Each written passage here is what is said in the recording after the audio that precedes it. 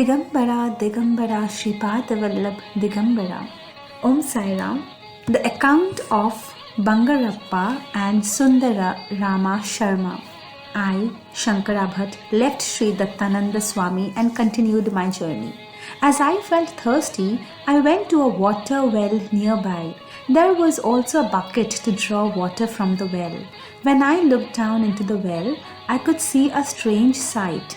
A person was hanging topsy-turvy, supporting himself on the branch of a tree that grew between the circular rings of the clay casing of the well. That stranger called me with love, Shankar Bhatt. I asked him with wonder how he came to know my name. For that he replied, "Not only your name, I also knew that you are going to Kurungadda for the darshan of Sripada Srivallabha. I am only waiting to meet you." I was thinking as to how to pull him out of the well. The rope tied to the bucket was very weak. That pious person who sensed my thought said, "You are a man who had fallen into the well of worldly existence with mundane bonds. I broke those bonds and remained in the bliss of the soul in this peculiar yogic posture. How can you uplift me? I will get up on my own accord. If our strength is not sufficient, will kindly grant us the needed strength." So saying, he stood by my side within the time taken for the flick of an eyelid. I was astonished. He began to tell, "My name is Bangarappa. You are thirsty. I will quench your thirst first." He drew water from the well with the bucket and drank it himself speedily. Strangely, my thirst was quenched. I was surprised. Then we began traveling together. He said, "I belong to a family of goldsmiths. I mastered mantras and tantras. I achieved the capacity to kill those whom I disliked with mantra and tantra applications. I had a close association with ghosts, ogres, and devils. I used to conduct various activities in the burial ground. People used to shudder on hearing my name.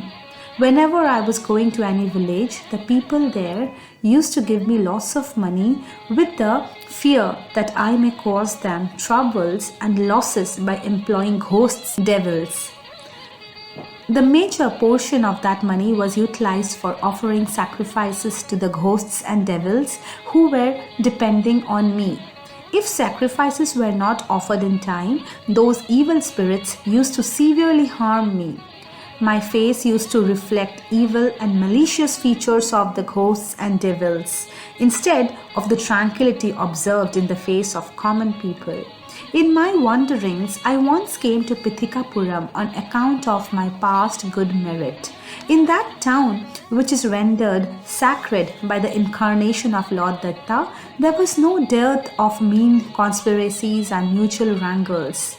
I heard strange and wonderful things about Sri Bapanarya and Sripada. At first, I wanted to kill Bapanarya. I went to a pond and began drinking handfuls of water without a break. I had many varieties of methods to kill a person. One of them was to drink water thinking deeply about the person to be killed. By this, all the water I drank used to enter into the stomach of that person.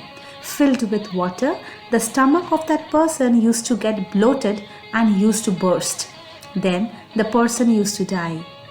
The Leelas of Sripada are unimaginable. At the time I was drinking water, Sripada was with Bapanarya. Sripada lovingly stroked the stomach of Bapanarya. Even though I was drinking much water, it was getting evaporated on account of the power of Sripada. I was exhausted after drinking water repeatedly, but Sri Bapanarya remained safe and sound. I was worried as to why my black magic failed that day. The reason was not known to me. Removing the menace of the evil forces for the worshippers of Sripada. I had a controlling charm over snakes. If I recited it, Snakes from all corners used to gather at the house of the individual whom I meditated upon. The snakes used to bite the person.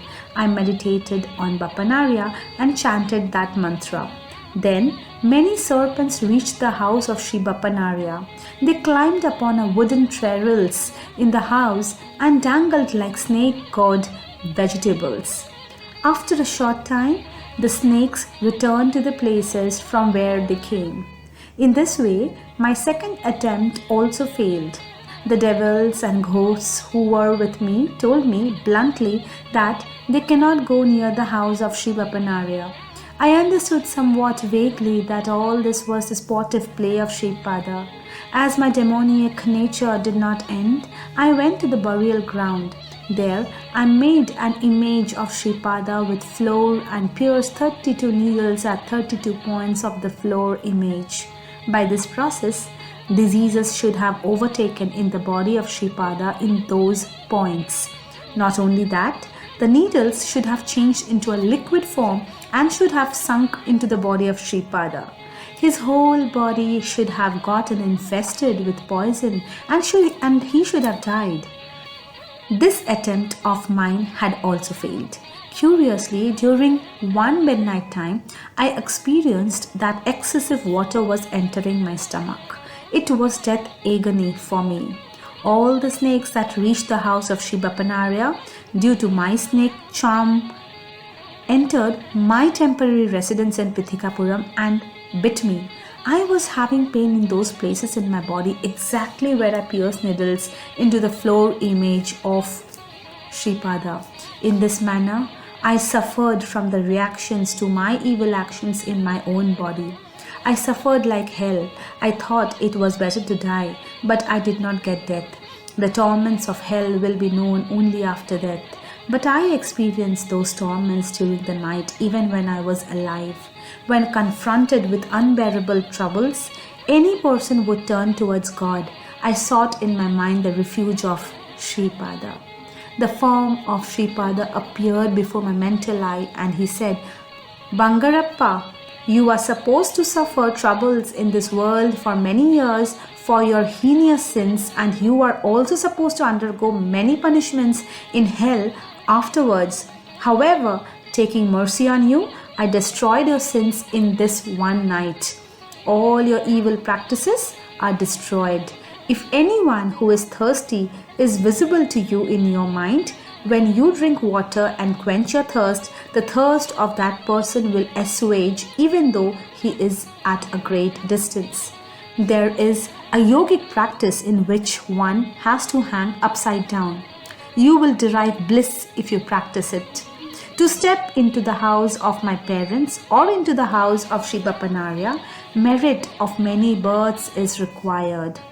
You do not have that fortune in this life. Fortune is not something which comes suddenly. Misfortune is not something which is given indiscriminately. When the good deeds of past lives fructify at once, it is called good fortune. When bad deeds yield results at once, it is called bad fortune. As Parameshwara grants us life, only He has the authority to take our life. Since parent grants us birth, they deserve utmost adoration. I will not show my grace on those who neglect their parents in their old age. You subjected many innocent people to untimely death with your diabolical practices. The result of this sin will haunt you till you see a Kannada Brahmin known as Shankara Bhatt. When he is thirsty, you quench his thirst by using your skill. Then your sin becomes completely erased. That Shankara Bhatt will write my history. At the time of this incident, the age of Sripada was about 7 to 8 years. Dear Shankar Bhatt, I have been waiting for you from that day onwards. Today is an extremely good day for me. Bangarappa concluded his speech. For me, all this story was very confusing. I said, "Sir, how can the thirst of another be quenched when you drink water? Please explain the secret of this." Then Bangarappa said, "My boy, living creatures who dwell in the Annamaya Kosh have material influences and have experiences in the material world. Living creatures in Pranamaya Kosha have subtle body consciousness. Living creatures in the Manomaya Kosha have connections with the mental world. Living beings in the Vignamaya Kosha have connection with the related world. The living beings in the Anandamaya Kosha experiences bliss. By means of a yogic practice, I can coordinate my pranayam shakti with the pranayam shakti of other living beings. By this and by the feeling of identity, this becomes possible. Through a certain yogic practice in ancient times, Vali was able to get double the strength of the person who faced him. Therefore, Rama killed Vali from behind a tree. Sage Vishwamitra initiated Rama and Lakshman into two sacred mantras called Bala and Atibala. If the life force is kept ready according to the vibrations of these mantras, one can attract the universal force in the innermost area of the universe into his own system. If the body is not pure, extreme pain will be felt at the time of entry of that force into his system. Not only that, unable to retain that force, one may even die. In the order of purity, there are 12 stages in the human body. The body of Sri Ram belongs to the 12th stage. The body of Sri Datta is beyond the stage 12. Therefore, Sripada, who is an incarnation of Datta, naturally has infinite strength, infinite knowledge, and infinite presence. I questioned, Sir, it is said that Ahalya became a stone from the curse of sage Gautama and that she was redeemed from the curse as soon as the dust from the feet of Sri Rama touched the stone. Had she really become a stone, or is there any secret meaning in this? Bangarappa explained, You asked a good question. Indra was having connection only with the shadow form of Ahalya. Not knowing it, in great anger, sage Gautama cursed Ahalya to become a rock. Then Ahalya said to sage Gautam, You foolish Rishi, what have you done? Gautam lost his intelligence and became a lunatic. He visited many holy places and regained health by the grace of Lord Shiva. In the evolution of consciousness, the stone is at the lowest stage. Its soul is in a lifeless state. There are many kinds of rocks. The soul in a certain rock gains the experience of that rock. After those experiences, that soul enters into another class of stone. Another soul enters into the first rock. Only people with yogic vision can know how long a certain soul resided in a particular rock. Assume that when a soul was in a particular rock, the rock was broken into two. Then one soul will be in one piece of the rock, another soul will be in the other broken piece. Both the souls undergo some experiences. They do not know what sort of experiences they are undergoing, but when they are in the rock stage, they would experience the unlimited pain of that soul. They do not have life, but the experience of pain would still be there. Description of agonies experienced in different births by living beings.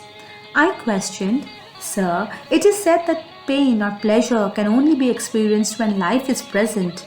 In such a case, how is it possible that a lifeless material undergoes unlimited pain? Then Bangarappa replied, When the individual soul merges with the Supreme Soul, it experiences divine bliss. It cannot be described through speech and it cannot be comprehended by the mind. Similarly, when the individual soul is in the rock, great sorrow as opposed to divine bliss is experienced. It also cannot be described by speech and cannot be understood by the mind.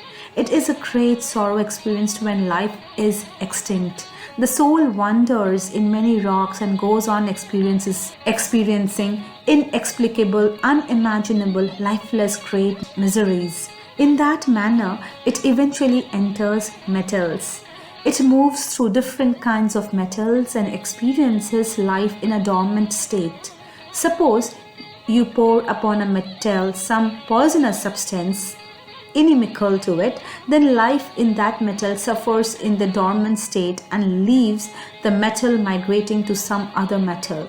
The soul which identified itself with the metals eventually enters into the trees through the process of evolution. The life force that was dormant when it was lifeless material now becomes active and will have an urge to stand erect or to take an inclining position.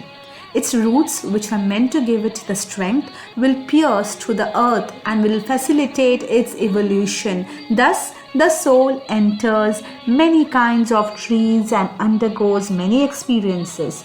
In this way, it would come out of the stage of 50% life and 50% lifeless and would further evolve as worms and insects. In this stage, its urge for movement is fulfilled. In this manner, it undergoes many further refinements as various worms and insects and eventually takes the shape of a fish. Then, it takes the shape of a bird. After getting experience in the form of variety of birds, it then takes birth as a quadruped. Eventually, it takes birth as a very sacred cow. As she gives milk to people like a mother, she earns merit even without knowing about it. As a bull, it also cooperates with the production of food cereals. In the next birth, it will take to a human body. Under the influence of mental attitudes, thoughts will get generated. Then they will change into actions. In this fashion, virtuous deeds and sinful deeds are done. The 7 stages in the path of spiritual pursuit. A man enters into 7 stages during the process of his evolution. In the first stage, the organs of the gross body and the organs of the subtle body are used at the same time. In the second stage, he experiences the subtle world with the help of the subtle body organs and gains the capacity to perform petty miracles. In the third stage, he acquires the capacity to travel long distances with the subtle body. Between the third and fourth stages, there exists an overpowering center. When influenced by this, one will continue to remain in the same state of subjugation. When Gautama cursed Ahalya, she was subjected to a severe shock. Then she felt that she was in the state of a stone in terms of consciousness. She remained in that state of consciousness till she saw Sri Ram. The body of Ahalya did not become a stone. Her mind only reached that stage. It means that she remained in the overpowering center between the third and fourth centers. When the dust from the lotus feet of Sri Rama touched her mental blossom, it began to bloom and she regained her natural state. For the soul which reached the fourth state, extensive yogic powers are endowed to it. If those yogic powers are used for the welfare of the world in accordance with the directions of inner self, it will become possible to ascend to elevated states. On the other hand, if these powers are used for sinful activities and mean selfish ends, a downfall is certain. The soul will fall back into the rock consciousness. Afterwards, there will be no opportunity to step into human birth unless it passes through thousands of births. Those who are in the 5th stage are the Sankalp Gyanis. The Sankalpa Gyanis continue mundane activities while striving for the realization of God. Those in the 6th stage are Bhav Jnanis, and they have very little concern for worldly activities. Those who are in the 7th stage attain the wisdom of infinite supreme self. Bangarappa thus concluded. Digambara, Digambara, Sripada Vallabha Digambara. Om Sai Ram.